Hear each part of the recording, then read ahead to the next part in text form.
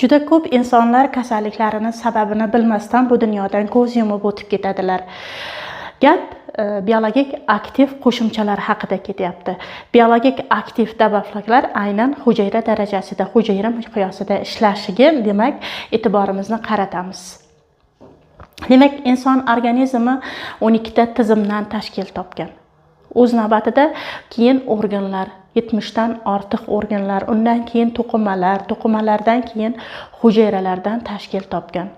Biz 50 trilliondan ortiq hujayralardan tashkil topganmiz. Xo'sh, biz o'sha yeyotgan har kungi ovqatlarimizdan, demak, aynan hujayralarimizga yetib boruvchi o'sha 28 xil aminokislotalar, 12 guruh vitaminlar, 15 xil minerallar, 7 guruh fermentlar, 3,5 to'yinmagan yog' kislotalarini, bularni biz ovqatlardan ola olyapmizmi? Demak, aynan bizga biologik faol qo'shimchalar mana shuning uchun kerak bo'lar ekan.